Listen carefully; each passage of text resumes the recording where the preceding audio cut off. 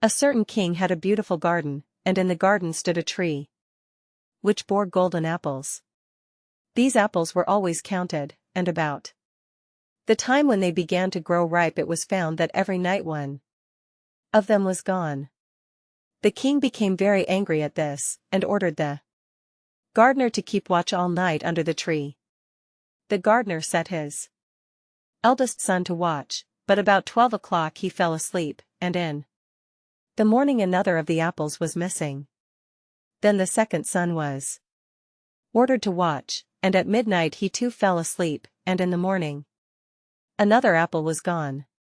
Then the third son offered to keep watch, but the gardener at first would not let him, for fear some harm should come to him. However, at last he consented, and the young man laid himself under the tree to watch. As the clock struck 12 he heard a rustling noise in the air, and a bird came flying that was of pure gold, and as it was snapping at one of the apples with its beak, the gardener's son jumped up and shot an arrow at it. But the arrow did the bird no harm.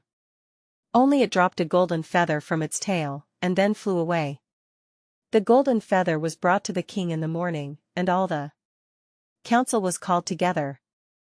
Everyone agreed that it was worth more than all the wealth of the kingdom, but the king said, "One feather is of no use to me, I must have the whole bird." Then the gardener's eldest son set out and thought to find the golden bird very easily, and when he had gone but a little way he came to a wood, and by the side of the wood he saw a fox sitting, so he took his bow and made ready to shoot at it. Then the fox said, "Do not shoot me, for I will give you good counsel. I know what your business is, and that you want to find the golden bird.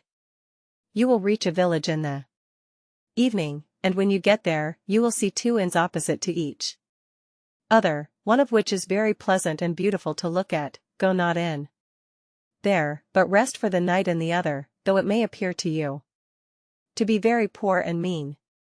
But the son thought to himself, "What can such a beast as this know about the matter?" So he shot his arrow at the fox, but he missed it, and it set up its tail above its back and ran into the wood. Then he went his way, and in the evening came to the village where the 2 inns were, and in one of these were people singing, and dancing, and feasting, but the other looked very dirty and poor. "I should be very silly," said he, "if I went to that shabby house, and left this charming place." So he went into the smart house, and ate and drank at his ease, and forgot the bird, and his country too. Time passed on, and as the eldest son did not come back, and no tidings were heard of him, the second son set out, and the same thing happened to him. He met the fox, who gave him the good advice, but when he came to the 2 inns, his eldest brother was standing at the window where the merrymaking was, and called to him to come in, and he could not withstand the temptation, but went in, and forgot the golden bird and his country in the same manner. Time passed on again, and the youngest son too wished to set out into the wide world to seek for the golden bird, but his father would not listen to it for a long while, for he was very fond of his son, and was afraid that some ill luck might happen to him also, and prevent his coming back. However, at last it was agreed he should go, for he would not rest at home, and as he came to the wood, he met the fox, and heard the same good counsel. But he was thankful to the fox, and did not attempt his life as his brothers had done, so the fox said, "Sit upon my tail, and you will travel faster." So he sat down, and the fox began to run, and away they went over stock and stone so quick that their hair whistled in the wind. When they came to the village, the son followed the fox's counsel, and without looking about him went to the shabby inn and rested there all night at his ease. In the morning came the fox again and met him as he was beginning his journey, and said, "Go straight forward, till you come to a castle, before which lie a whole troop of soldiers fast asleep and snoring. Take no notice of them, but go into the castle and pass on, and until you come to a room, where the golden bird sits in a wooden cage. Close by it stands a beautiful golden cage, but do not try to take the bird out of the shabby cage and put it into the handsome one, otherwise you will repent it. Then the fox stretched out his tail again, and the young man sat himself down, and away they went over stock and stone till their hair whistled in the wind. Before the castle gate all was as the fox had said, so the son went in and found the chamber where the golden bird hung in a wooden cage, and below stood the golden cage, and the 3 golden apples that had been lost were lying close by it. Then thought he to himself, it will be a very droll thing to bring away such a fine bird in this shabby cage, so he opened the door and took hold of it and put it into the golden cage. But the bird set up such a loud scream that all the soldiers awoke, and they took him prisoner and carried him before the king. The next morning, the court sat to judge him, and when all was heard, it sentenced him to die, unless he should bring the king the golden horse which could run as swiftly as the wind, and if he did this, he was to have the golden bird given him for his own. So he set out once more on his journey, sighing, and in great despair, when on a sudden his friend the fox met him, and said, "You see now what has happened on account of your not listening to my counsel. I will still, however, tell you how to find the golden horse, if you will do as I bid you. You must go straight on till you come to the castle where the horse stands in his stall. By his side will lie the groom fast asleep and snoring. Take away the horse quietly, but be sure to put the old leathern saddle upon him, and not the golden one that is close by it." Then the son sat down on the fox's tail, and away they went over stock and stone till their hair whistled in the wind. All went right, and the groom lay snoring with his hand upon the golden saddle. But when the son looked at the horse, he thought it a great pity to put the leathern saddle upon it. "I will give him the good one," said he. "I am sure he deserves it." As he took up the golden saddle, the groom awoke and cried out so loud that all the guards ran in and took him prisoner, and in the morning he was again brought before the court to be judged, and was sentenced to die.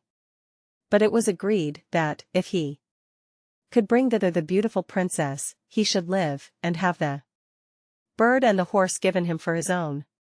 Then he went his way very sorrowful, but the old fox came and said, "Why did not you listen to me? If you had, you would have carried away both the bird and the horse. Yet will I once more give you counsel. Go straight on, and in the evening you will arrive at a castle. At 12 o'clock at night the princess goes to the bathing house. Go up to her and give her a kiss, and she will let you lead her away, but take care you do not suffer her to go and take leave of her father and mother." Then the fox stretched out his tail, and so away they went over stock and stone till their hair whistled again. As they came to the castle, all was as the fox had said, and at 12 o'clock the young man met the princess going to the bath and gave her the kiss, and she agreed to run away with him, but begged with many tears that he would let her take leave of her father. At first he refused, but she wept still more and more, and fell at his feet, till at last he consented. But the moment she came to her father's house the guards awoke and he was taken prisoner again. Then he was brought before the king, and the king said, "You shall never have my daughter unless in 8 days you dig away the hill that stops the view from my window." Now this hill was so big that the whole world could not take it away, and when he had worked for 7 days, and had done very little, the fox came and said, "Lie down and go to sleep, I will work for you." And in the morning he awoke and the hill was gone. So he went merrily to the king, and told him that now that it was removed he must give him the princess. Then the king was obliged to keep his word, and away went the young man and the princess, and the fox came and said to him, "We will have all 3, the princess, the horse, and the bird." "Ah," said the young man, "that would be a great thing, but how can you contrive it?" If you will only listen, said the fox, it can be done. When you come to the king, and he asks for the beautiful princess, you must say, here she is.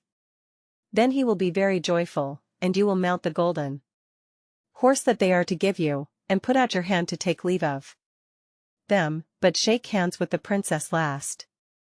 Then lift her quickly on to the horse behind you, clap your spurs to his side, and gallop away as fast as you can. All went right. Then the fox said, when you come to the castle where the bird is, I will stay with the princess at the door, and you will ride in and speak to the king, and when he sees that it is the right horse, he will bring out the bird, but you must sit still, and say that you want to look at it, to see whether it is the true golden bird, and when you get it into your hand, ride away. This, too, happened as the fox said. They carried off the bird, the princess mounted again, and they rode on to a great wood. Then the fox came, and said, pray kill me, and cut off my head and my feet. But the young man refused to do it, so the fox said, I will at any rate give you good counsel. Beware of two things, ransom no one from the gallows, and sit down by the side of no river. Then away he went. Well, thought the young man, it is no hard matter to keep that advice.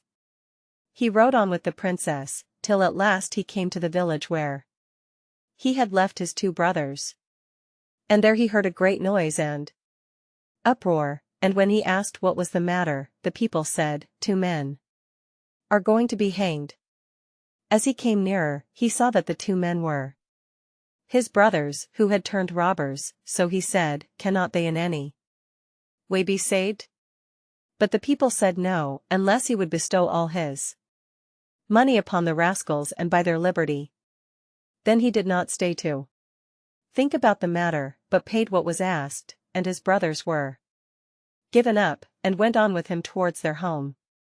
And as they came to the wood where the fox first met them, it was so cool and pleasant that the 2 brothers said, let us sit down by the side of the river, and rest a while, to eat and drink.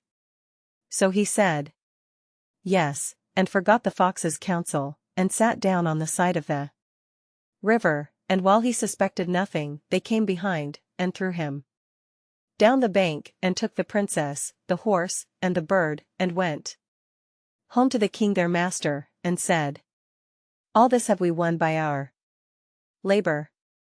Then there was great rejoicing made, but the horse would not eat, the bird would not sing, and the princess wept. The youngest son fell to the bottom of the river's bed. Luckily it was nearly dry, but his bones were almost broken, and the bank was so steep that he could find no way to get out. Then the old fox came once more and scolded him for not following his advice, otherwise no evil would have befallen him. Yet, said he, I cannot leave you here, so lay hold of my tail and hold fast. Then he pulled him out of the river, and said to him, as he got upon the bank, your brothers have set watch to kill you, if they find you in the kingdom. So he dressed himself as a poor man, and came secretly to the king's court, and was scarcely within the doors when the horse began to eat, and the bird to sing, and the princess left off weeping. Then he went to the king, and told him all his brothers' roguery, and they were seized and punished, and he had the princess given to him again, and after the king's death he was heir to his kingdom. A long while after, he went to walk one day in the wood, and the old fox met him, and besought him with tears in his eyes to kill him, and cut off his head and feet. And at last he did so, and in a moment the fox was changed into a man, and turned out to be the brother of the princess, who had been lost a great many years. Some men are born to good luck, all they do or try to do comes right, all that falls to them is so much gain, all their geese are swans, all their cards are trumps, toss them which way you will, they will always, like poor puss, alight upon their legs, and only move on so much the faster. The world may very likely not always think of them as They think of themselves, but what care they for the world? What can it know about the matter? One of these lucky beings was neighbor Hans. 7 long years he had worked hard for his master. At last he said, "Master, my time is up, I must go home and see my poor mother once more, so pray pay me my wages and let me go." And the master said, "You have been a faithful and good servant, Hans, so your pay shall be handsome." Then he gave him a lump of silver as big as his head. Hans took out his pocket handkerchief, put the piece of silver into it, threw it over his shoulder, and jogged off on his road homewards. As he went lazily on, dragging one foot after another, a man came in sight, trotting gaily along on a capital horse. "Ah," said Hans aloud, "what a fine thing it is to ride on horseback. There he sits as easy and happy as if he was at home, in the chair by his fireside. He trips against no stones, saves shoe leather, and gets on he hardly knows how." Hans did not speak so softly, but the horseman heard it all, and said, "Well, friend, why do you go on foot then?" "Ah," said he, "I have this load to carry. To be sure it is silver, but it is so heavy that I can't hold up my head, and you must know it hurts my shoulder sadly." "What do you say of making an exchange?" said the horseman. "I will give you my horse, and you shall give me the silver, which will save you a great deal of trouble in carrying such a heavy load about with you." "With all my heart," said Hans, "but as you are so kind to me, I must tell you one thing. You will have a weary task to draw that silver about with you." However, the horseman got off, took the silver, helped Hans up, gave him the bridle into one hand and the whip into the other, and said, "When you want to go very fast, smack your lips loudly together, and cry, 'Jip.'" Hans was delighted as he sat on the horse, drew himself up, squared his elbows, turned out his toes, cracked his whip, and rode merrily off, 1 minute whistling a merry tune, and another singing, "No care and no sorrow, a fig for the morrow. We'll laugh and be merry, sing May down derry." After a time he thought he should like to go a little faster, so he smacked his lips and cried, "Jip." Away went the horse full gallop, and before Hans knew what he was about, he was thrown off, and lay on his back by the roadside. His horse would have ran off, if a shepherd who was coming by, driving a cow, had not stopped it. Hans soon came to himself, and got upon his legs again, sadly vexed, and said to the shepherd, "This riding is no joke, when a man has the luck to get upon a beast like this that stumbles and flings him off as if it would break his neck. However, I'm off now once for all. I like your cow now a great deal better than this smart beast that played me this trick, and has spoiled my best coat, you see, in this puddle, which, by the by, smells not very like a nosegay. One can walk along at one's leisure behind that cow, keep good company, and have milk, butter, and cheese, every day into the bargain. What would I give to have such a prize?" "Well," said the shepherd, "if you are so fond of her, I will change my cow for your horse. I like to do good to my neighbors, even though I lose by it myself." "Done," said Hans, merrily. "What a noble heart that good man has," thought he. Then the shepherd jumped upon the horse, wished Hans and the cow good morning, and away he rode. Hans brushed his coat, wiped his face and hands, rested a while, and then drove off his cow quietly, and thought his bargain a very lucky one. "If I have only a piece of bread, and I certainly shall always be able to get that, I can, whenever I like, eat my butter and cheese with it, and when I am thirsty I can milk my cow and drink the milk, and what can I wish for more?" When he came to an inn, he halted, ate up all his bread, and gave away his last penny for a glass of beer. When he had rested himself he set off again, driving his cow towards his mother's village. But the heat grew greater as soon as noon came on, till at last, as he found himself on a wide heath that would take him more than an hour to cross, he began to be so hot and parched that his tongue clave to the roof of his mouth. I can find a cure for this, thought he, now I will milk my cow and quench my thirst. So he tied her to the stump of a tree, and held his leathern cap to milk into, but not a drop was to be had. Who would have thought that this cow, which was to bring him milk and butter and cheese, was all that time utterly dry? Hans had not thought of looking to that. While he was trying his luck in milking, and managing the matter very clumsily, the uneasy beast began to think him very troublesome, and at last gave him such a kick on the head as knocked him down, and there he lay a long while senseless.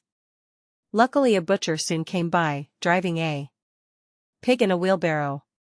"What is the matter with you, my man?" said the butcher, as he helped him up. Hans told him what had happened, how he was dry, and wanted to milk his cow, but found the cow was dry too. Then the butcher gave him a flask of ale, saying, "There, drink and refresh yourself, your cow will give you no milk, don't you see she is an old beast, good for nothing but the slaughterhouse?" "Alas, alas," said Hans, who would have thought it?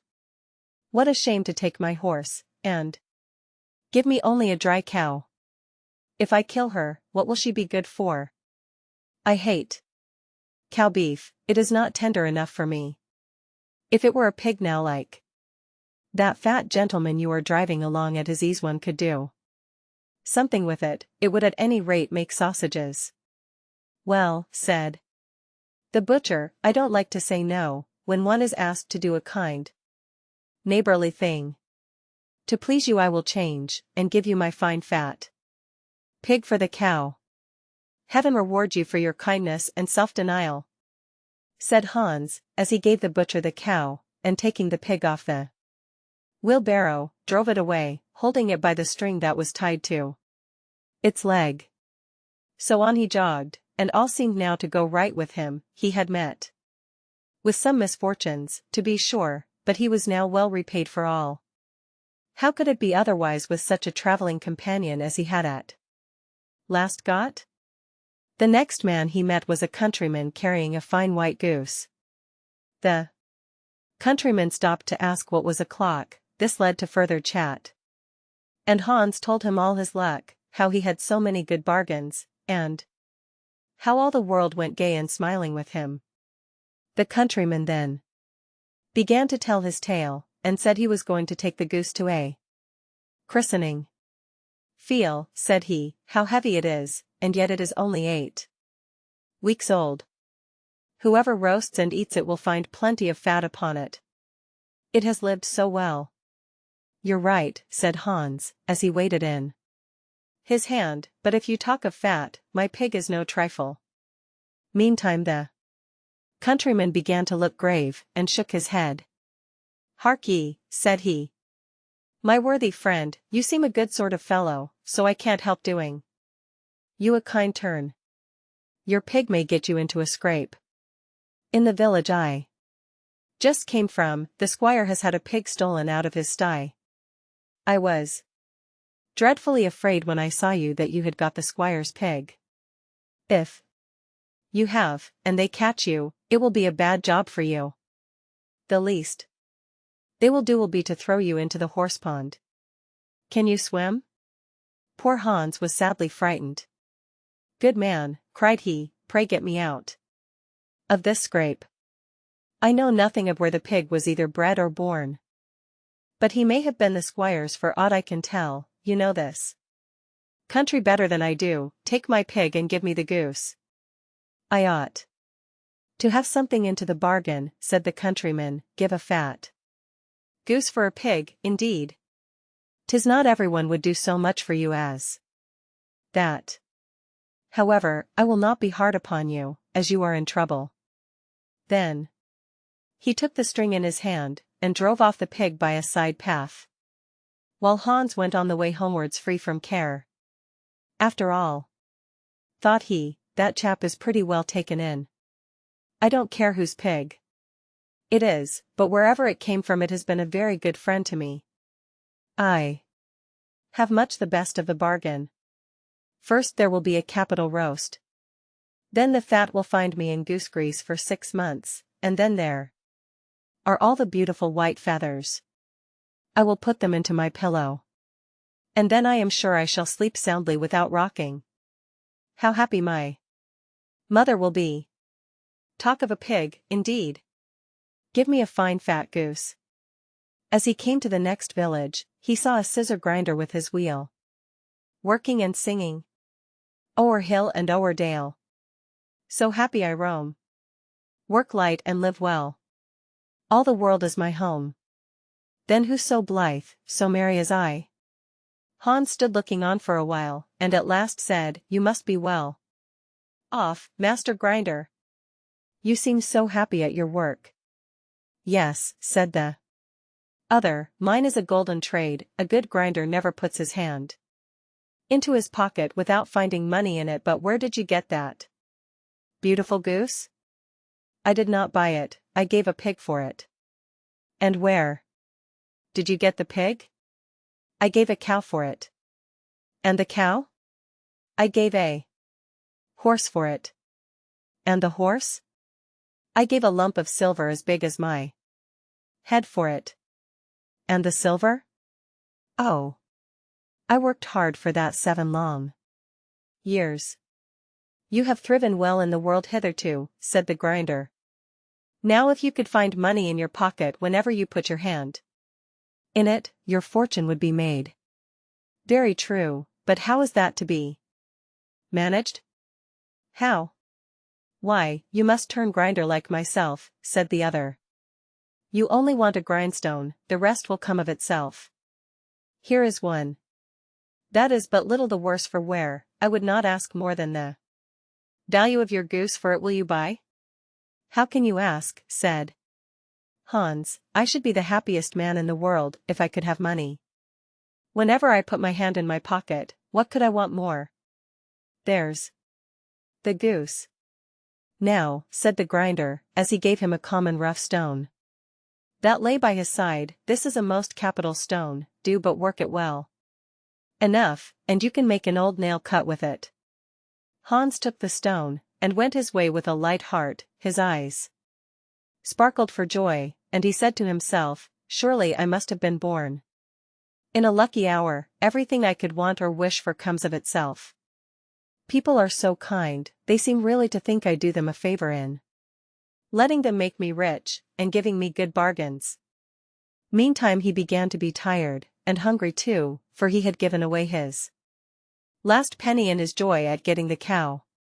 At last he could go no farther, for the stone tired him sadly, and he dragged himself to the side of a river, that he might take a drink of water, and rest a while. So he laid the stone carefully by his side on the bank, but, as he stooped down to drink, he forgot it, pushed it a little, and down it rolled, plump into the stream. For a while he watched it sinking in the deep clear water, then sprang up and danced for joy, and again fell upon his knees and thanked heaven with tears in his eyes, for its kindness in taking away his only plague, the ugly heavy stone. How happy am I, cried he, nobody was ever so lucky as I. Then up he got with a light heart, free from all his troubles, and walked on till he reached his mother's house, and told her how very easy the road to good luck was. There was once an old castle, that stood in the middle of a deep gloomy wood, and in the castle lived an old fairy. Now this fairy could take any shape she pleased. All the day long she flew about in the form of an owl, or crept about the country like a cat, but at night she always became an old woman again. When any young man came within 100 paces of her castle, he became quite fixed, and could not move a step, till she came and set him free, which she would not do till he had given her his word never to come there again, but when any pretty maiden came within that space she was changed into a bird, and the fairy put her into a cage, and hung her up in a chamber in the castle. There were 700 of these cages hanging in the castle, and all with beautiful birds in them. Now there was once a maiden whose name was Jorinda. She was prettier than all the pretty girls that ever were seen before, and a shepherd lad, whose name was Jorindel, was very fond of her, and they were soon to be married. One day they went to walk in the wood, that they might be alone, and Jorindel said, "We must take care that we don't go too near to the fairy's castle." It was a beautiful evening, the last rays of the setting sun shone bright through the long stems of the trees upon the green underwood beneath, and the turtle doves sang from the tall birches. Jorinda sat down to gaze upon the sun, Jorindel sat by her side, and both felt sad, they knew not why, but it seemed as if they were to be parted from one another forever. They had wandered a long way, and when they looked to see which way they should go home, they found themselves at a loss to know what path to take. The sun was setting fast, and already half of its circle had sunk behind the hill. Jorindel on a sudden looked behind him, and saw through the bushes that they had, without knowing it, sat down close under the old walls of the castle. Then he shrank for fear, turned pale, and trembled. Jorinda was just singing. The ringdove sang from the willow spray. Well-a-day! Well-a-day! He mourned for the fate of his darling mate. Well-a-day! When her song stopped suddenly, Jorindel turned to see the reason, and beheld his Jorinda changed into a nightingale, so that her song ended with a mournful _jug, jug_. An owl with fiery eyes flew 3 times round them, and 3 times screamed, "Tu-woo! Tu-woo! Tu-woo!" Jorindel could not move, he stood fixed as a stone, and could neither weep, nor speak, nor stir hand or foot. And now the sun went quite down. The gloomy night came, the owl flew into a bush, and a moment after the old fairy came forth pale and meager, with staring eyes, and a nose and chin that almost met one another. She mumbled something to herself, seized the nightingale, and went away with it in her hand. Poor Jorindel saw the nightingale was gone, but what could he do? He could not speak, he could not move from the spot where he stood. At last the fairy came back and sang with a hoarse voice, "Till the prisoner is fast, and her doom is cast, there stay, oh, stay. When the charm is around her, and the spell has bound her, hie away, away." On a sudden Jorindel found himself free. Then he fell on his knees before the fairy, and prayed her to give him back his dear Jorinda, but she laughed at him, and said he should never see her again. Then she went her way. He prayed, he wept, he sorrowed, but all in vain. "Alas," he said, "what will become of me?" He could not go back to his own home, so he went to a strange village, and employed himself in keeping sheep. Many a time did he walk round and round as near to the hated castle as he dared go. But all in vain, he heard or saw nothing of Jorinda. At last he dreamt one night that he found a beautiful purple flower, and that in the middle of it lay a costly pearl, and he dreamt that he plucked the flower, and went with it in his hand into the castle, and that everything he touched with it was disenchanted, and that there he found his Jorinda again.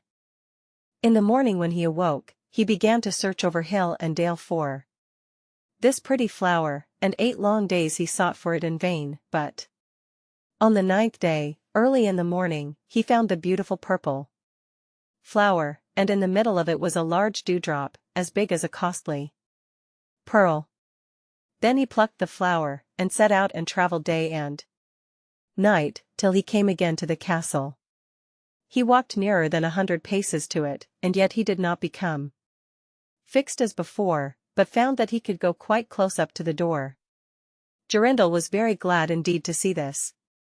Then he touched the door with the flower, and it sprang open, so that he went in through the court and listened when he heard so many birds singing. At last he came to the chamber where the fairy sat, with the 700 birds singing in the 700 cages. When she saw Jorindel she was very angry, and screamed with rage, but she could not come within 2 yards of him, for the flower he held in his hand was his safeguard. He looked around at the birds, but alas! There were many, many nightingales, and how then should he find out which was his Jorinda? While he was thinking what to do, he saw the fairy had taken down one of the cages, and was making the best of her way off through the door. He ran or flew after her, touched the cage with the flower, and Jorinda stood before him and threw her arms round his neck, looking as beautiful as ever, as beautiful as when they walked together in the wood. Then he touched all the other birds with the flower, so that they all took their old forms again, and he took Jorinda home, where they were married, and lived happily together many years, and so did a good many other lads, whose maidens had been forced to sing in the old fairies' cages by themselves, much longer than they liked. An honest farmer had once an ass that had been a faithful servant to him a great many years, but was now growing old and every day more and more unfit for work. His master therefore was tired of keeping him and began to think of putting an end to him, but the ass, who saw that some mischief was in the wind, took himself slyly off, and began his journey towards the great city, for there, thought he, I may turn musician. After he had traveled a little way, he spied a dog lying by the roadside and panting as if he were tired. What makes you pant so, my friend? Said the ass. Alas, said the dog, my master was going to knock me on the head, because I am old and weak, and can no longer make myself useful to him in hunting, so I ran away, but what can I do to earn my livelihood? Hark ye, said the ass, I am going to the great city to turn musician. Suppose you go with me, and try what you can do in the same way? The dog said he was willing, and they jogged on together. They had not gone far before they saw a cat sitting in the middle of the road and making a most rueful face. Pray, my good lady, said the ass, what's the matter with you? You look quite out of spirits. Ah, me, said the cat, how can one be in good spirits when one's life is in danger? Because I am beginning to grow old, and had rather lie at my ease by the fire than run about the house after the mice. My mistress laid hold of me, and was going to drown me, and though I have been lucky enough to get away from her, I do not know what I am to live upon. Oh, said the ass, by all means go with us to the great city, you are a good night singer, and may make your fortune as a musician. The cat was pleased with the thought, and joined the party. Soon afterwards, as they were passing by a farmyard, they saw a cock perched upon a gate, and screaming out with all his might and main. Bravo, said the ass, upon my word, you make a famous noise. Pray what is all this about? Why, said the cock, I was just now saying that we should have fine weather for our washing day, and yet my mistress and the cook don't thank me for my pains, but threaten to cut off my head tomorrow, and make broth of me for the guests that are coming on Sunday. Heaven forbid, said the ass, come with us, master Chanticleer, it will be better, at any rate, than staying here to have your head cut off. Besides, who knows? If we care to sing in tune, we may get up some kind of a concert, so come along with us. With all my heart, said the cock, so they all four went on jollily together. They could not, however, reach the great city the first day, so when night came on, they went into a wood to sleep. The ass and the dog laid themselves down under a great tree, and the cat climbed up into the branches, while the cock, thinking that the higher he sat the safer he should be, flew up to the very top of the tree, and then, according to his custom, before he went to sleep, looked out on all sides of him to see that everything was well. In doing this, he saw afar off something bright and shining, and calling to his companions said, "There must be a house no great way off, for I see a light."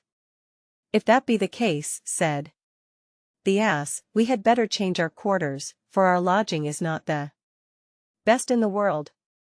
Besides," added the dog, "I should not be the worse for a bone or two, or a bit of meat." So they walked off together towards the spot where Chanticleer had seen the light, and as they drew near it became larger and brighter, till they at last came close to a house in which a gang of robbers lived. The ass, being the tallest of the company, marched up to the window and peeped in. "Well, donkey," said Chanticleer, "what do you see?" "What do I see?" replied the ass.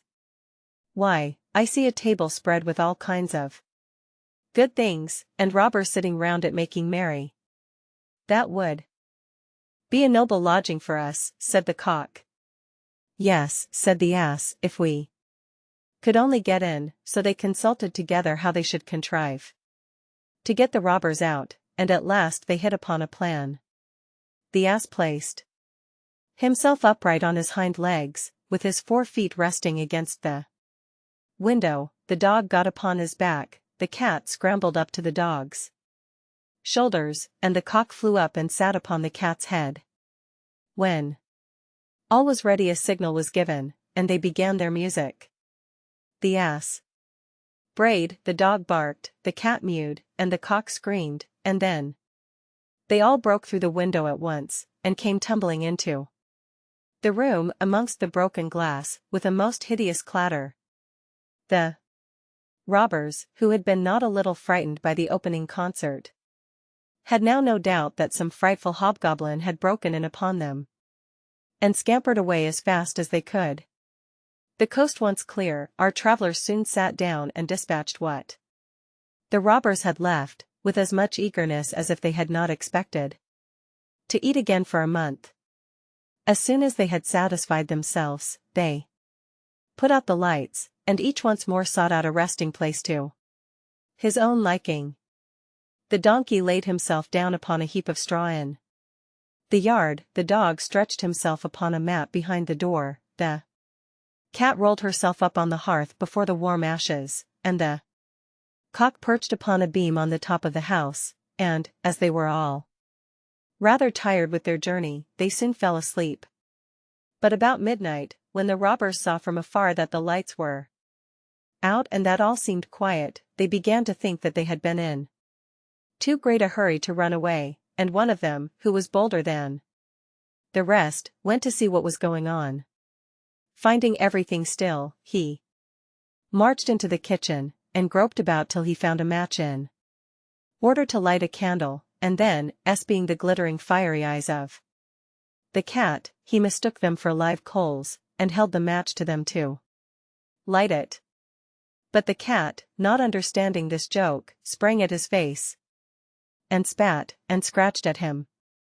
This frightened him dreadfully, and away he ran to the back door, but there the dog jumped up and bit him in the leg, and as he was crossing over the yard the ass kicked him, and the cock, who had been awakened by the noise, crowed with all his might. At this the robber ran back as fast as he could to his comrades, and told the captain how a horrid witch had got into the house, and had spat at him and scratched his face with her long bony fingers, how a man with a knife in his hand had hidden himself behind the door, and stabbed him in the leg, how a black monster stood in the yard and struck him with a club, and how the devil had sat upon the top of the house and cried out, "Throw the rascal up here." After this the robbers never dared to go back to the house, but the musicians were so pleased with their quarters that they took up their abode there, and there they are, I dare say, at this very day. Old Sultan. A shepherd had a faithful dog, called Sultan, who was grown very old, and had lost all his teeth. And one day when the shepherd and his wife were standing together before the house. The shepherd said, I will shoot old Sultan tomorrow morning, for he is of no use now. But his wife said, Pray let the poor faithful creature live, he has served us well a great many years, and we ought to give him a livelihood for the rest of his days. But what can we do with him, said the shepherd, he has not a tooth in his head, and the thieves don't care for him at all, too.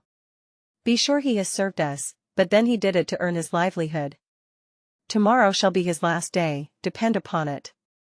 Poor Sultan, who was lying close by them, heard all that the shepherd and his wife said to one another, and was very much frightened to think tomorrow would be his last day. So in the evening he went to his good friend the wolf, who lived in the wood, and told him all his sorrows, and how his master meant to kill him in the morning. Make yourself easy, said the wolf, I will give you some good advice. Your master, you know, goes out every morning very early with his wife into the field, and they take their little child with them and lay it down behind the hedge in the shade while they are at work.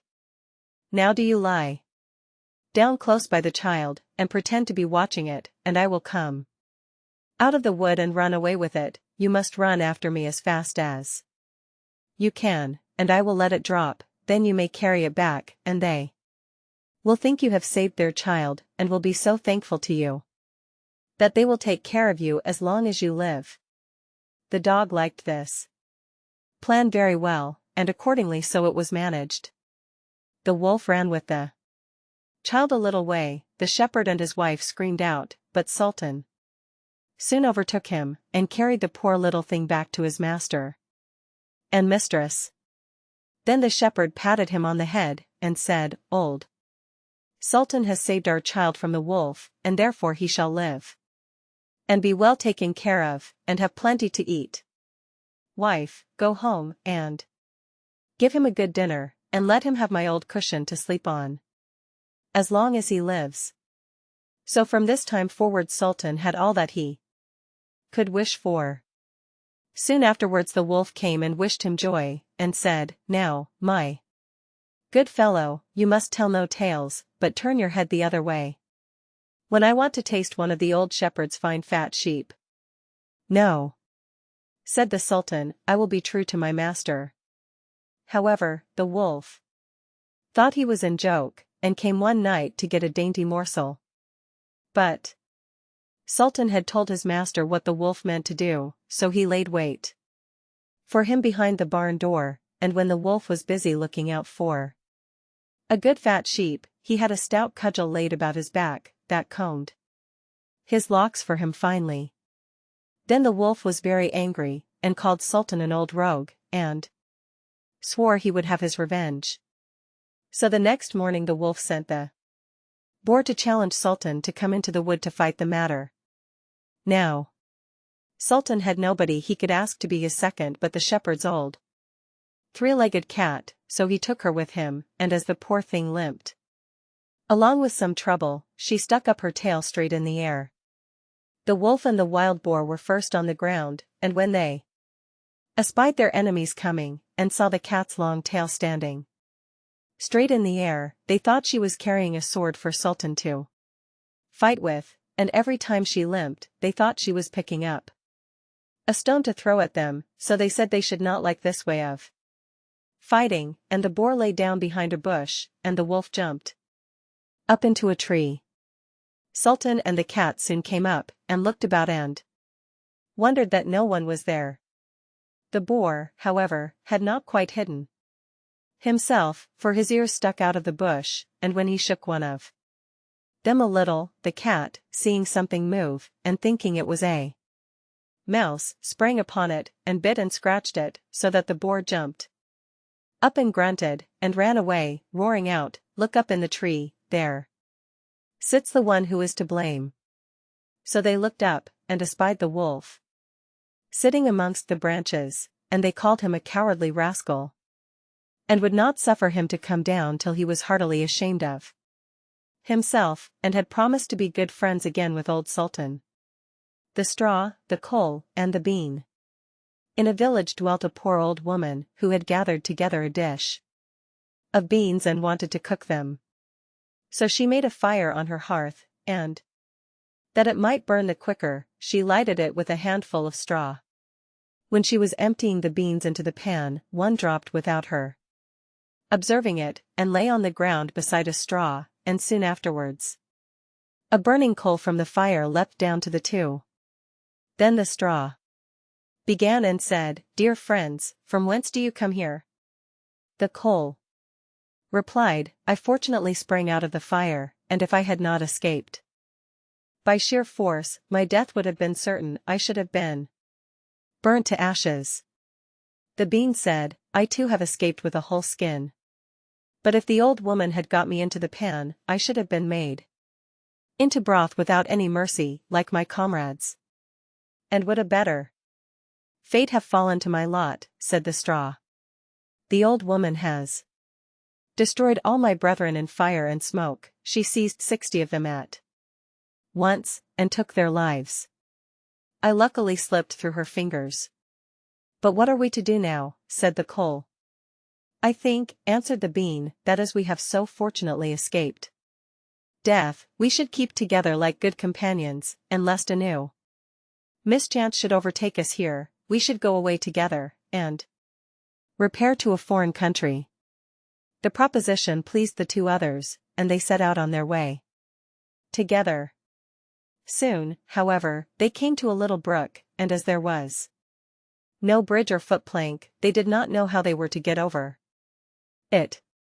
The straw hit on a good idea, and said, "I will lay myself straight across, and then you can walk over on me as on a bridge." The straw therefore stretched itself from one bank to the other, and the coal, who was of an impetuous disposition, tripped quite boldly on to the newly built bridge. But when she had reached the middle, and heard the water rushing beneath her, she was after all afraid, and stood still, and ventured no farther. The straw, however, began to burn, broke in 2 pieces, and fell into the stream. The coal slipped after her, hissed when she got into the water, and breathed her last. The bean, who had prudently stayed behind on the shore, could not but laugh at the event, was unable to stop, and laughed so heartily that she burst. It would have been all over with her, likewise, if, by good fortune, a tailor who was traveling in search of work, had not sat down to rest by the brook. As he had a compassionate heart, he pulled out his needle and thread, and sewed her together. The bean thanked him most prettily, but as the tailor used black thread, all beans since then have a black seam. Briar Rose.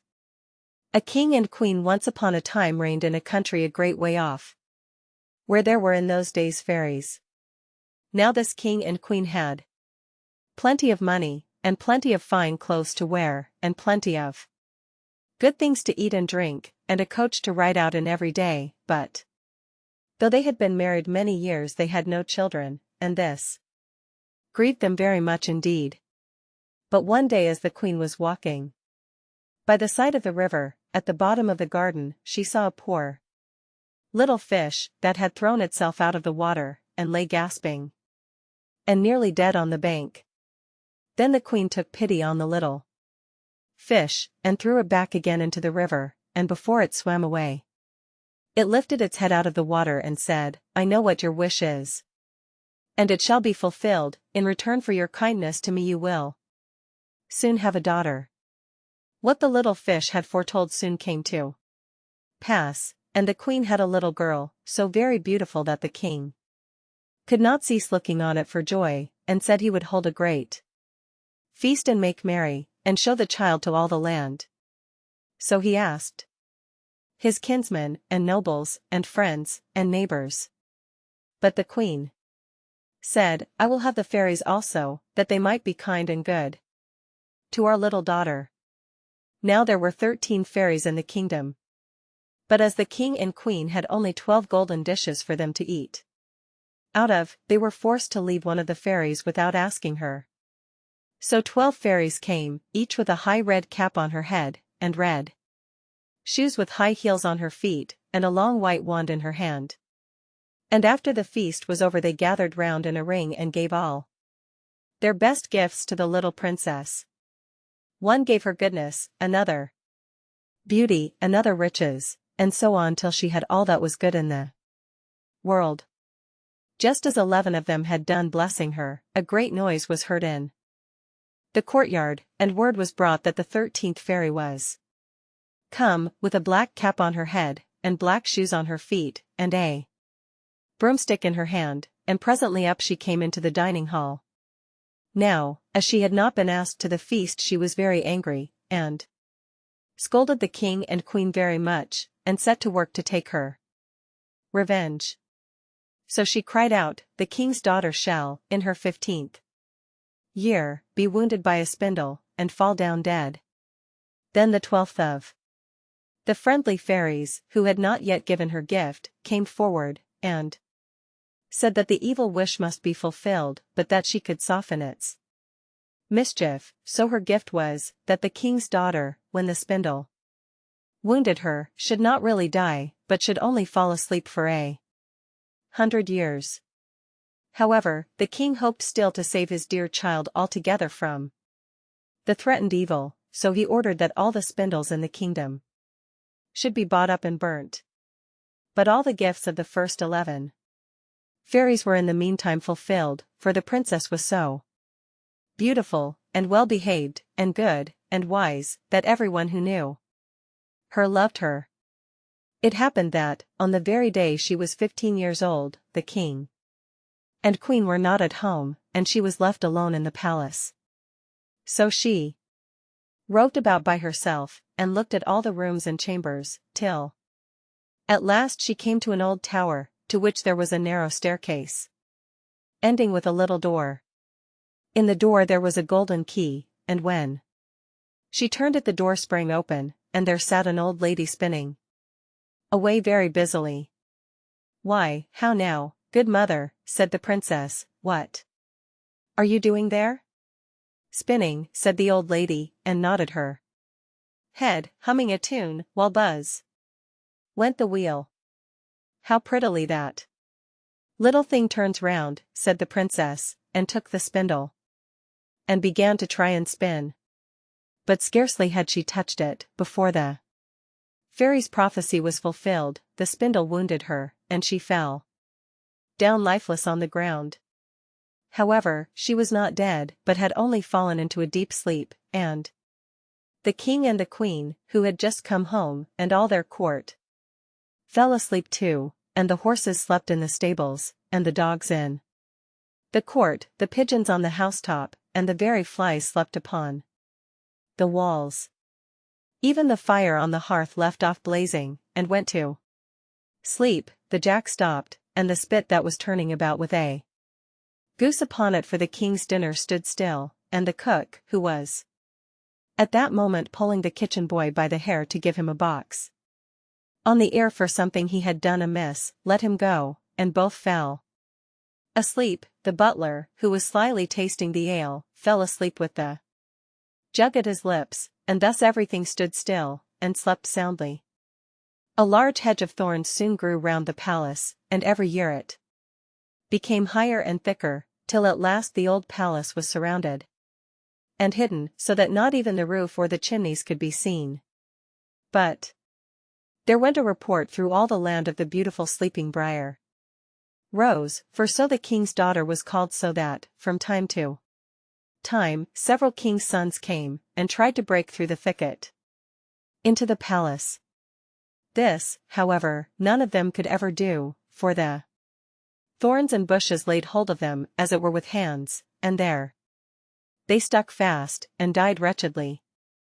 After many, many years there came a king's son into that land, and an old man told him the story of the thicket of thorns, and how a beautiful palace stood behind it, and how a wonderful princess, called Briar Rose, lay in it asleep, with all her court. He told, too, how he had heard from his grandfather that many, many princes had come, and had tried to break through the thicket, but that they had all stuck fast in it, and died.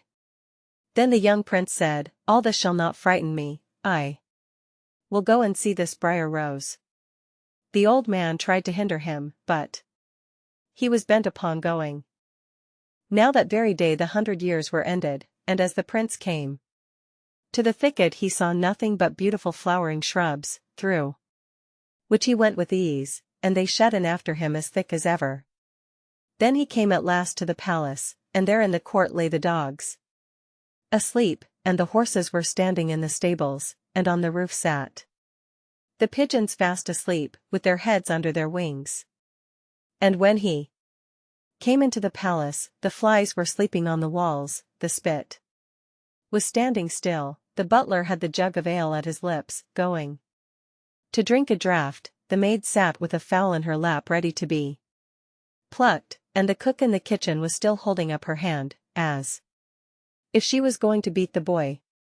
Then he went on still farther, and all was so still that he could hear every breath he drew, till at last he came to the old tower, and opened the door of the little room in which Briar Rose was, and there she lay, fast asleep on a couch by the window. She looked so beautiful that he could not take his eyes off her, so he stooped down and gave her a kiss. But the moment he kissed her she opened her eyes and awoke, and smiled upon him, and they went out together, and soon the king and queen also awoke, and all the court, and gazed on each other with great wonder. And the horses shook themselves, and the dogs jumped up and barked, the pigeons took their heads from under their wings, and looked about and flew into the fields, the flies on the walls buzzed again, the fire in the kitchen blazed up, round went the jack, and round went the spit. With the goose for the king's dinner upon it, the butler finished his draught of ale, the maid went on plucking the fowl, and the cook gave the boy the box on his ear. And then the prince and Briar Rose were married, and the wedding feast was given, and they lived happily together all their lives long. A shepherd's dog had a master who took no care of him, but often let him suffer the greatest hunger. At last he could bear it no longer, so he took to his heels, and off he ran in a very sad and sorrowful mood. On the road he met a sparrow that said to him, "Why are you so sad, my friend?" "Because," said the dog, "I am very, very hungry, and have nothing to eat." "If that be all," answered the sparrow, "come with me into the next town, and I will soon find you plenty of food." So on they went together into the town, and as they passed by a butcher's shop, the sparrow said to the dog, "Stand there a little while till I peck you down a piece of meat." So the sparrow perched upon the shelf, and having first looked carefully about her to see if anyone was watching her, she pecked and scratched at a steak that lay upon the edge of the shelf, till at last down it fell. Then the dog snapped it up, and scrambled away with it into a corner, where he soon ate it all up. "Well," said the sparrow, "you shall have some more if you will, so come with me to the next shop, and I will peck you down another steak." When the dog had eaten this too, the sparrow said to him, "Well, my good friend, have you had enough now?" "I have had plenty of meat," answered he, "but I should like to have a piece of bread to eat after it." "Come with me then," said the sparrow, "and you shall soon have that too." So she took him to a baker's shop, and pecked at 2 rolls that lay in the window, till they fell down, and as the dog still wished for more, she took him to another shop and pecked down some more for him. When that was eaten, the sparrow asked him whether he had had enough now. "Yes," said he, "and now let us take a walk a little way out of the town." So they both went out upon the high road, but as the weather was warm, they had not gone far before the dog said, "I am very much tired, I should like to take a nap." "Very well," answered the sparrow, "do so, and in the meantime I will perch upon that bush." So the dog stretched himself out on the road, and fell fast asleep. Whilst he slept, there came by a carter with a cart drawn by 3 horses, and loaded with 2 casks of wine. The sparrow, seeing that the carter did not turn out of the way, but would go on in the track in which the dog lay, so as to drive over him, called out, "Stop! Stop! Mr. Carter, or it shall be the worse for you." But the carter, grumbling to himself, "You make it the worse for me, indeed. What can you do?" cracked his whip, and drove his cart over the poor dog, so that the wheels crushed him to death. "There," cried the sparrow, "thou cruel villain, thou hast killed my friend the dog. Now, mind what I say. This deed of thine shall cost thee all thou art worth." "Do your worst, and welcome," said the brute, "what harm can you do me?" And passed on. But the sparrow crept under the tilt of the cart, and pecked at the bung of one of the casks till she loosened it, and then all the wine ran out, without the carter seeing it. At last he looked round, and saw that the cart was dripping, and the cask quite empty. "What an unlucky wretch I am," cried he. "Not wretch enough yet," said the sparrow, as she alighted upon the head of one of the horses, and pecked at him till he reared up and kicked. When the carter saw this, he drew out his hatchet and aimed a blow at the sparrow, meaning to kill her, but she flew away, and the blow fell upon the poor horse's head with such force that he fell down dead. "Unlucky wretch that I am!" cried he. "Not wretch enough yet," said the sparrow. And as the carter went on with the other two horses, she again crept under the tilt of the cart, and pecked out the bung of the second cask, so that all the wine ran out. When the carter saw this, he again cried out, "Miserable wretch that I am!" But the sparrow answered, "Not wretch enough yet," and perched on the head of the second horse, and pecked at him too. The carter ran up and struck at her again with his hatchet, but away she flew, and the blow fell upon the second horse and killed him on the spot. "Unlucky wretch that I am," said he. "Not wretch enough yet," said the sparrow, and perching upon the third horse, she began to peck him too. The carter was mad with fury, and without looking about him, or caring what he was about, struck again at the sparrow, but killed his third horse as he done the other two. "Alas! Miserable wretch that I am," cried he. "Not wretch enough yet," answered the sparrow as she flew away. "Now will I plague and punish thee at thy own house." The carter was forced at last to leave his cart behind him, and to go home, overflowing with rage and vexation. "Alas," said he to his wife, "what ill luck has befallen me, my wine is all spilt, and my horses all three dead." "Alas, husband," replied she, "and a wicked bird has come into the house, and has brought with her all the birds in the world, I am sure, and they have fallen upon our corn in the loft, and are eating it up at such a rate." Away ran the husband upstairs, and saw thousands of birds sitting upon the floor eating up his corn, with the sparrow in the midst of them. "Unlucky wretch that I am," cried the carter, for he saw that the corn was almost all gone. "Not wretch enough yet," said the sparrow, "thy cruelty shall cost thee thy life yet," and away she flew. The carter, seeing that he had thus lost all that he had, went down into his kitchen, and was still not sorry for what he had done, but sat himself angrily and sulkily in the chimney corner. But the sparrow sat on the outside of the window, and cried, "Carter, thy cruelty shall cost thee thy life." With that he jumped up in a rage, seized his hatchet, and threw it at the sparrow, but it missed her, and only broke the window. The sparrow now hopped in, perched upon the window seat, and cried, "Carter, it shall cost thee thy life." Then he became mad and blind with rage, and struck the window seat with such force that he cleft it in two, and as the sparrow flew from place to place, the carter and his wife were so furious that they broke all their furniture, glasses, chairs, benches, the table, and at last the walls, without touching the bird at all. In the end, however, they caught her, and the wife said, "Shall I kill her at once?" "No," cried he, "that is letting her off too easily, she shall die a much more cruel death, I will eat her." But the sparrow began to flutter about, and stretch out her neck, and cried, "Carter, it shall cost thee thy life yet." With that he could wait no longer, so he gave his wife the hatchet, and cried, "Wife, strike at the bird and kill her in my hand." And the wife struck, but she missed her aim, and hit her husband on the head so that he fell down dead, and the sparrow flew quietly home to her nest.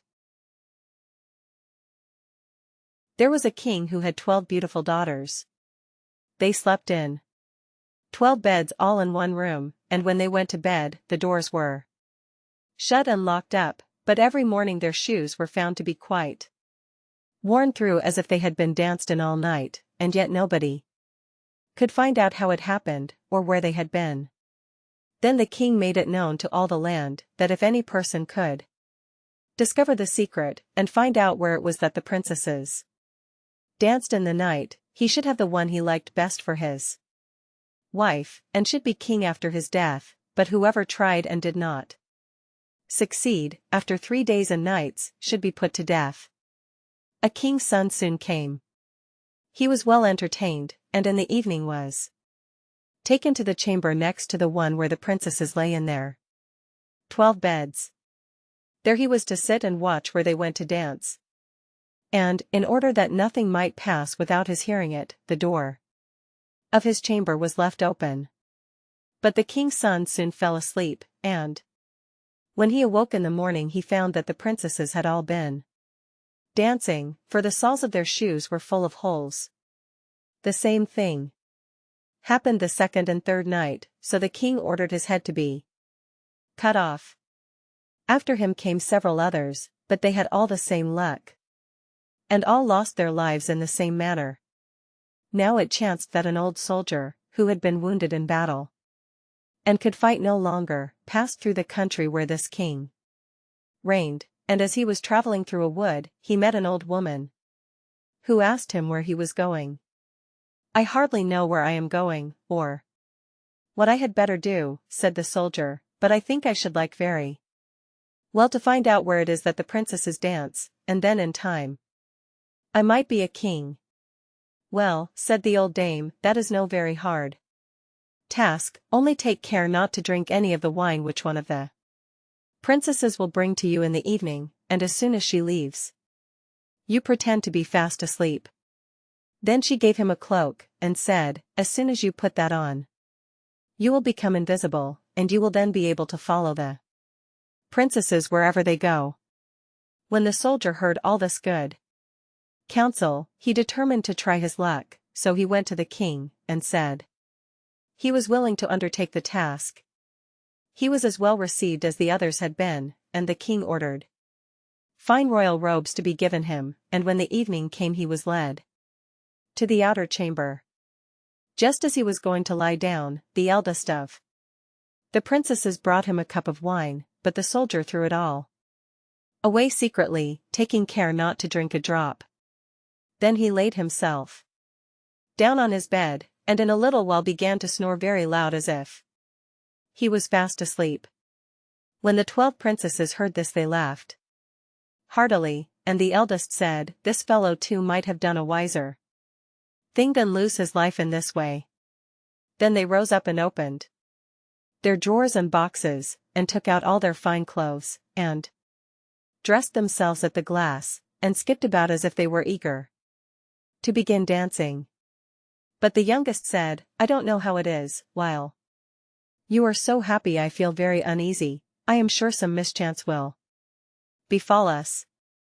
"You simpleton," said the eldest, "you are always afraid. Have you forgotten how many king's sons have already watched in vain? And as for this soldier, even if I had not given him his sleeping draught, he would have slept soundly enough." When they were all ready, they went and looked at the soldier, but he snored on, and did not stir hand or foot, so they thought they were quite safe," and the eldest went up to her own bed and clapped her hands. And the bed sank into the floor and a trapdoor flew open. The soldier saw them going down through the trapdoor one after another, the eldest leading the way, and thinking he had no time to lose, he jumped up, put on the cloak which the old woman had given him, and followed them. But in the middle of the stairs he trod on the gown of the youngest princess, and she cried out to her sisters, "All is not right, someone took hold of my gown." "You silly creature," said the eldest, "it is nothing but a nail in the wall." Then down they all went, and at the bottom they found themselves in a most delightful grove of trees, and the leaves were all of silver, and glittered and sparkled beautifully. The soldier wished to take away some token of the place, so he broke off a little branch, and there came a loud noise from the tree. Then the youngest daughter said again, "I am sure all is not right, did not you hear that noise? That never happened before." But the eldest said, "It is only our princes, who are shouting for joy at our approach." Then they came to another grove of trees, where all the leaves were of gold, and afterwards to a third, where the leaves were all glittering diamonds. And the soldier broke a branch from each, and every time there was a loud noise, which made the youngest sister tremble with fear, but the eldest still said, it was only the princes, who were crying for joy. So they went on till they came to a great lake, and at the side of the lake there lay 12 little boats with 12 handsome princes in them, who seemed to be waiting there for the princesses. One of the princesses went into each boat, and the soldier stepped into the same boat with the youngest. As they were rowing over the lake, the prince who was in the boat with the youngest princess and the soldier said, "I do not know why it is, but though I am rowing with all my might, we do not get on so fast as usual, and I am quite tired. The boat seems very heavy today." "It is only the heat of the weather," said the princess, "I feel it very warm too."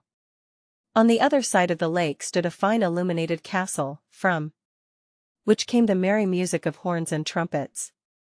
There they all landed and went into the castle, and each prince danced with his princess, and the soldier, who was all the time invisible, danced with them too, and when any of the princesses had a cup of wine set by her, he drank it all up, so that when she put the cup to her mouth it was empty. At this, too, the youngest sister was terribly frightened, but the eldest always silenced her. They danced on till 3 o'clock in the morning, and then all their shoes were worn out, so that they were obliged to leave off. The princes rowed them back again over the lake, but this time the soldier placed himself in the boat with the eldest princess, and on the opposite shore they took leave of each other, the princesses promising to come again the next night. When they came to the stairs, the soldier ran on before the princesses and laid himself down, and as the 12 sisters slowly came up very much tired, they heard him snoring in his bed, so they said, "Now all is quite safe." Then they undressed themselves, put away their fine clothes, pulled off their shoes, and went to bed. In the morning the soldier said nothing about what had happened, but determined to see more of this strange adventure, and went again the second and third night. And everything happened just as before. The princesses danced each time till their shoes were worn to pieces, and then returned home. However, on the third night the soldier carried away one of the golden cups as a token of where he had been. As soon as the time came when he was to declare the secret, he was taken before the king with the 3 branches and the golden cup, and the 12 princesses stood listening behind the door to hear what he would say. And when the king asked him, "Where do my 12 daughters dance at night?" he answered, "With 12 princes in a castle underground." And then he told the king all that had happened, and showed him the 3 branches and the golden cup which he had brought with him. Then the king called for the princesses, and asked them whether what the soldier said was true, And when they saw that they were discovered, and that it was of no use to deny what had happened, they confessed it all. And the king asked the soldier which of them he would choose for his wife, and he answered, I am not very young, so I will have the eldest, and they were married that very day, and the soldier was chosen to be the king's heir. There was once a fisherman who lived with his wife in a pigsty, close by the seaside. The fisherman used to go out all day long a-fishing, and one day, as he sat on the shore with his rod, looking at the sparkling waves and watching his line, all on a sudden his float was dragged away deep into the water, and in drawing it up he pulled out a great fish. But the fish said, Pray let me live. I am not a real fish, I am an enchanted prince, put me in the water again, and let me go. Oh, ho! Said the man, you need not make so many words about the matter, I will have nothing to do with a fish that can talk, so swim away, sir, as soon as you please. Then he put him back into the water, and the fish darted straight down to the bottom, and left a long streak of blood behind him on the wave. When the fisherman went home to his wife in the pigsty, he told her how he had caught a great fish, and how it had told him it was an enchanted prince, and how, on hearing it speak, he had let it go again. Did not you ask it for anything, said the wife, we live very wretchedly here in this nasty dirty pigsty, do go back and tell the fish we want a snug little cottage. The fisherman did not much like the business, however, he went to the seashore, and when he came back there the water looked all yellow and green. And he stood at the water's edge, and said, O man of the sea, hearken to me. My wife Ilsebil will have her own will, and hath sent me to beg a boon of thee. Then the fish came swimming to him, and said, Well, what is her will? What does your wife want? Ah, said the fisherman, she says that when I had caught you, I ought to have asked you for something before I let you go. She does not like living any longer in the pigsty, and wants a snug little cottage. Go home, then, said the fish, she is in the cottage already. So the man went home, and saw his wife standing at the door of a nice trim little cottage. Come in, said she, is not this much better than the filthy pigsty we had? And there was a parlor, and a bedchamber, and a kitchen, and behind the cottage there was a little garden, planted with all sorts of flowers and fruits, and there was a courtyard behind, full of ducks and chickens. Ah, said the fisherman, how happily we shall live now. We will try to do so, at least, said his wife. Everything went right for a week or two, and then Dame Ilsebil said, Husband, there is not near room enough for us in this cottage, the courtyard and the garden are a great deal too small, I should like to have a large stone castle to live in. Go to the fish again and tell him to give us a castle. Wife, said the fisherman, I don't like to go to him again, for perhaps he will be angry, we ought to be easy with this pretty cottage to live in. Nonsense, said the wife, he will do it very willingly, I know, go along and try. The fisherman went, but his heart was very heavy, and when he came to the sea, it looked blue and gloomy, though it was very calm, and he went close to the edge of the waves, and said, O man of the sea, hearken to me. My wife Ilsebil will have her own will, and hath sent me to beg a boon of thee. Well, what does she want now? Said the fish. Ah, said the man dolefully, my wife wants to live in a stone castle. Go home, then, said the fish, she is standing at the gate of it already. So away went the fisherman, and found his wife standing before the gate of a great castle. See, said she, is not this grand? With that they went into the castle together, and found a great many servants there, and the rooms all richly furnished, and full of golden chairs and tables, and Behind the castle was a garden, and around it was a park half a mile long, full of sheep, and goats, and hares, and deer, and in the courtyard were stables and cowhouses. "Well," said the man, "now we will live cheerful and happy in this beautiful castle for the rest of our lives." "Perhaps we may," said the wife, "but let us sleep upon it before we make up our minds to that." So they went to bed. The next morning when Dame Ilsebil awoke it was broad daylight, and she jogged the fisherman with her elbow, and said, "Get up, husband, and bestir yourself, for we must be king of all the land." "Wife, wife," said the man, "why should we wish to be the king? I will not be king." "Then I will," said she. "But, wife," said the fisherman, "how can you be king? The fish cannot make you a king." "Husband," said she, "say no more about it, but go and try. I will be king." So the man went away, quite sorrowful to think that his wife should want to be king. This time the sea looked a dark grey color, and was overspread with curling waves, and the ridges of foam as he cried out, "O man of the sea, hearken to me. My wife Ilsebil will have her own will, and hath sent me to beg a boon of thee." "Well, what would she have now?" said the fish.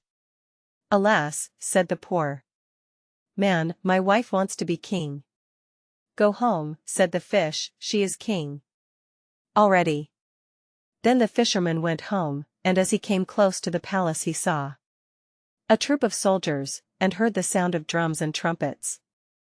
And when he went in he saw his wife sitting on a throne of gold and diamonds, with a golden crown upon her head, and on each side of her stood 6 fair maidens, each a head taller than the other. "Well, wife," said the fisherman, "are you king?" "Yes," said she, "I am king."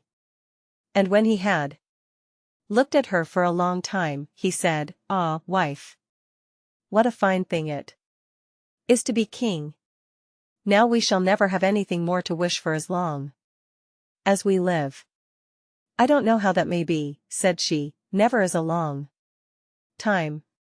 I am king, it is true, but I begin to be tired of that, and I think I should like to be emperor." "Alas, wife, why should you wish to be emperor?" said the fisherman. "Husband," said she, "go to the fish. I say I will be emperor."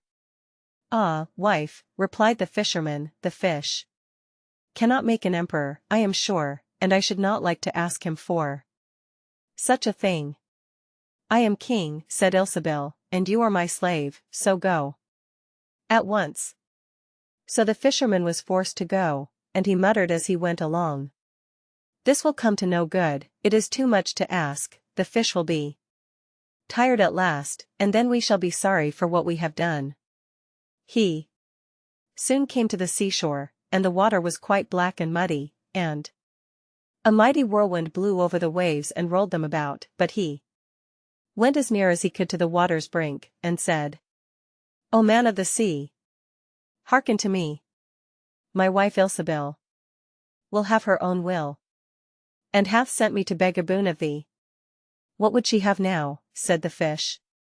"Ah," said the fisherman, "she wants to be emperor." "Go home," said the fish, "she is emperor already." So he went home again, and as he came near he saw his wife Ilsebil sitting on a very lofty throne made of solid gold, with a great crown on her head full 2 yards high, and on each side of her stood her guards and attendants in a row, each one smaller than the other, from the tallest giant down to a little dwarf no bigger than my finger. And before her stood princes, and dukes, and earls, and the fisherman went up to her and said, "Wife, are you emperor?" "Yes," said she, "I am emperor." "Ah," said the man, as he gazed upon her, "what a fine thing it is to be emperor." "Husband," said she, "why should we stop at being emperor? I will be pope next." "Oh wife, wife," said he, "how can you be pope?" There is but one pope at a time in Christendom. Husband, said she, I will be pope this very day. But, replied the husband, the fish cannot make you pope. What nonsense, said she, if he can make an emperor, he can make a pope, go and try him. So the fisherman went. But when he came to the shore the wind was raging. And the sea was tossed up and down in boiling waves, and the ships were in trouble, and rolled fearfully upon the tops of the billows. In the middle of the heavens there was a little piece of blue sky, but towards the south all was red, as if a dreadful storm was rising. At this sight, the fisherman was dreadfully frightened, and he trembled so that his knees knocked together, but still he went down near to the shore, and said, O man of the sea, hearken to me. My wife Ilsebil will have her own will, and hath sent me to beg a boon of thee. What does she want now? Said the fish. Ah, said the fisherman, my wife wants to be pope. Go home, said the fish, she is pope already. Then the fisherman went home, and found Ilsebil sitting on a throne that was 2 miles high. And she had 3 great crowns on her head, and around her stood all the pomp and power of the church. And on each side of her were 2 rows of burning lights, of all sizes, the greatest as large as the highest and biggest tower in the world, and the least no larger than a small rushlight. Wife, said the fisherman, as he looked at all this greatness, are you pope? Yes, said she, I am pope. Well, wife, replied he, it is a grand thing to be pope, and now you must be easy, for you can be nothing greater. I will think about that, said the wife. Then they went to bed, but Dame Ilsebil could not sleep all night for thinking what she should be next. At last, as she was dropping asleep, morning broke, and the sun rose. Ha, thought she, as she woke up and looked at it through the window, after all I cannot prevent the sun rising. At this thought she was very angry, and wakened her husband, and said, Husband, go to the fish and tell him I must be lord of the sun and moon. The fisherman was half asleep, but the thought frightened him so much that he started and fell out of bed. Alas, wife, said he, cannot you be easy with being pope? No, said she, I am very uneasy as long as the sun and moon rise without my leave. Go to the fish at once. Then the man went shivering with fear, and as he was going down to the shore a dreadful storm arose, so that the trees and the very rocks shook. And all the heavens became black with stormy clouds, and the lightnings played, and the thunders rolled, and you might have seen in the sea great black waves, swelling up like mountains with crowns of white foam upon their heads. And the fisherman crept towards the sea, and cried out, as well as he could, O man of the sea, hearken to me. My wife Ilsebil will have her own will, and hath sent me to beg a boon of thee. What does she want now? Said the fish. Ah, said he, she wants to be lord of the sun and moon. Go home, said the fish, to your pigsty again. And there they live to this very day. Once in summertime the bear and the wolf were walking in the forest.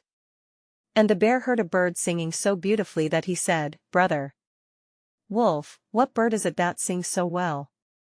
That is the king of birds, said the wolf, before whom we must bow down. In reality the bird was the willow wren. If that's the case, said the bear, I should very much like to see his royal palace. Come, take me thither.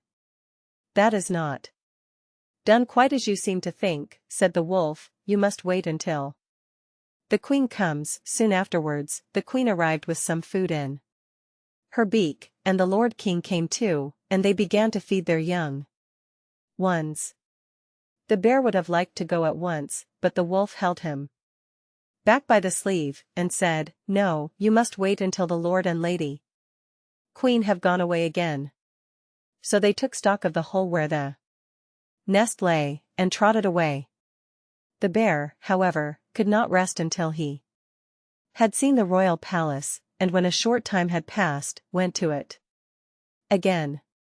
The king and queen had just flown out, so he peeped in and saw 5 or 6 young ones lying there. "Is that the royal palace?" cried the bear. "It is a wretched palace, and you are not king's children, you are disreputable children." When the young wrens heard that, they were frightfully angry, and screamed, "No, that we are not. Our parents are honest people. Bear, you will have to pay for that." The bear and the wolf grew uneasy, and turned back and went into their holes. The young willow wrens, however, continued to cry and scream, and when their parents again brought food they said, "We will not so much as touch one fly's leg, no, not if we were dying of hunger, until you have settled whether we are respectable children or not. The bear has been here and has insulted us." Then the old king said, "Be easy, he shall be punished," and he at once flew with the queen to the bear's cave, and called in, "Old growler, why have you insulted my children? You shall suffer for it. We will punish you by a bloody war." Thus war was announced to the bear, and all 4-footed animals were summoned to take part in it: oxen, asses, cows, deer, and every other animal the earth contained. And the willow wren summoned everything which flew in the air, not only birds, large and small, but midges, and hornets, bees and flies had to come. When the time came for the war to begin, the willow wren sent out spies to discover who was the enemy's commander-in-chief. The gnat, who was the most crafty, flew into the forest where the enemy was assembled, and hid herself beneath a leaf of the tree where the password was to be announced. There stood the bear, and he called the fox before him, and said, "Fox, you are the most cunning of all animals, you shall be general and lead us." "Good," said the fox, "but what signal shall we agree upon?" No one knew that, so the fox said, "I have a fine long, bushy tail, which almost looks like a plume of red feathers. When I lift my tail up quite high, all is going well, and you must charge, but if I let it hang down, run away as fast as you can." When the gnat had heard that, she flew away again, and revealed everything, down to the minutest detail, to the willow wren. When day broke, and the battle was to begin, all the 4-footed animals came running up with such a noise that the earth trembled. The willow wren with his army also came flying through the air with such a humming, and whirring, and swarming that every one was uneasy and afraid, and on both sides they advanced against each other. But the willow wren sent down the hornet, with orders to settle beneath the fox's tail, and sting with all his might. When the fox felt the first sting, he started so that he lifted one leg, from pain, but he bore it, and still kept his tail high in the air. At the second sting, he was forced to put it down for a moment. At the third, he could hold out no longer, screamed, and put his tail between his legs. When the animals saw that, they thought all was lost, and began to flee, each into his hole, and the birds had won the battle. Then the king and queen flew home to their children and cried, "Children, rejoice, eat and drink to your heart's content, we have won the battle." But the young wrens said, "We will not eat yet. The bear must come to the nest, and beg for pardon and say that we are honorable children, before we will do that." Then the willow wren flew to the bear's hole and cried, "Growler, you are to come to the nest to my children, and beg their pardon, or else every rib of your body shall be broken." So the bear crept thither in the greatest fear, and begged their pardon. And now at last the young wrens were satisfied, and sat down together and ate and drank, and made merry till quite late into the night.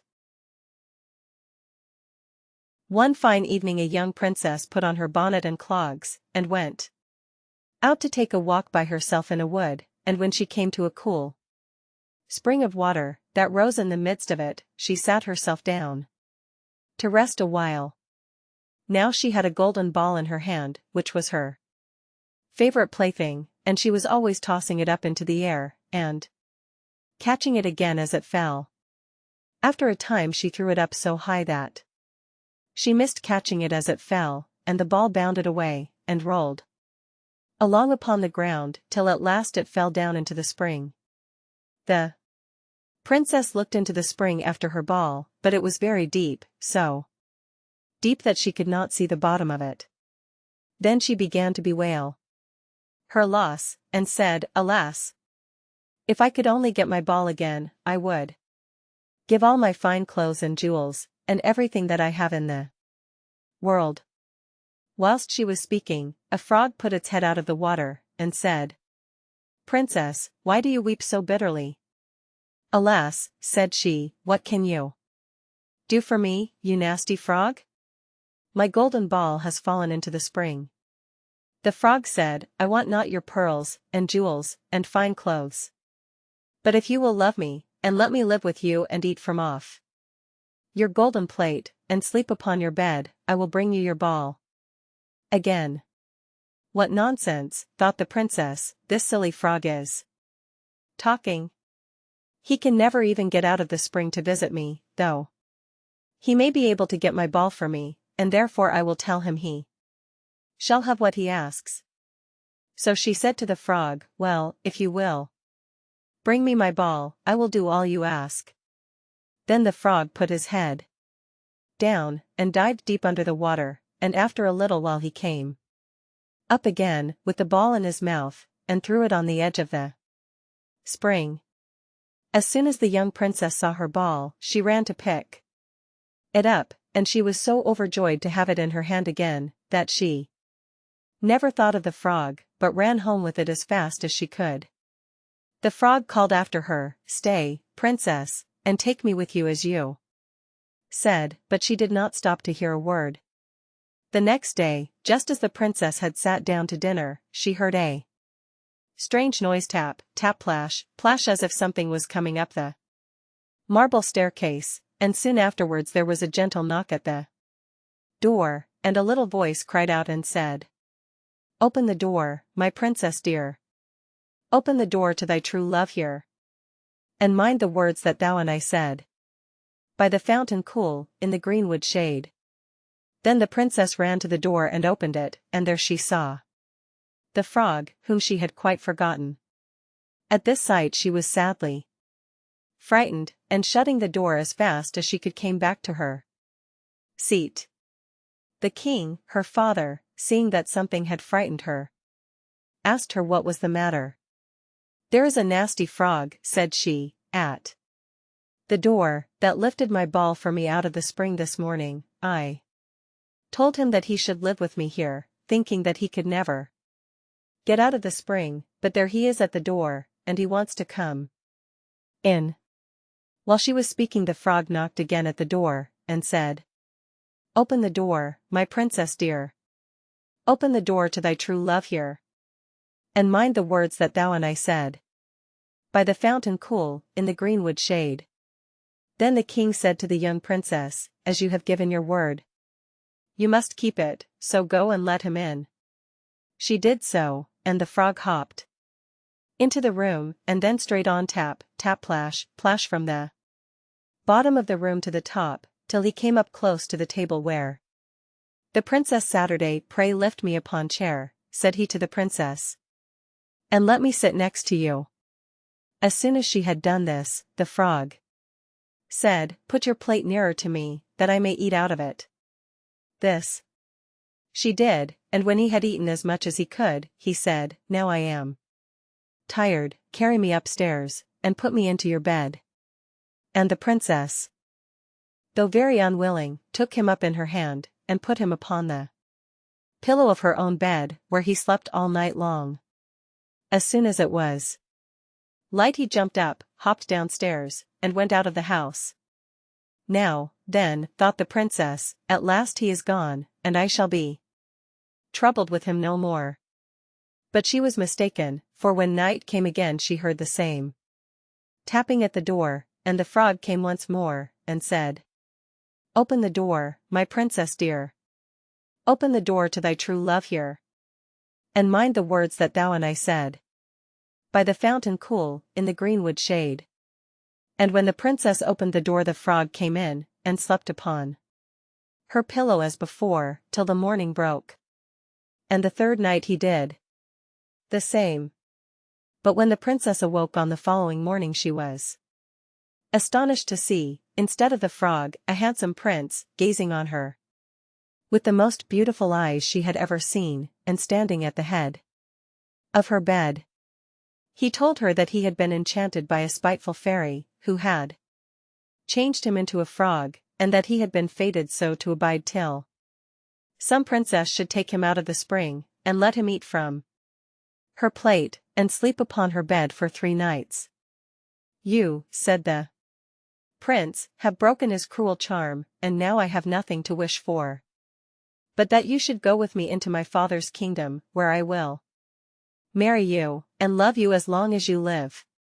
The young princess, you may be sure, was not long in saying yes to all this, and as they spoke a gay coach drove up, with 8 beautiful horses, decked with plumes of feathers and a golden harness, and behind the coach rode the prince's servant, faithful Heinrich, who had bewailed the misfortunes of his dear master during his enchantment so long and so bitterly, that his heart had well nigh burst.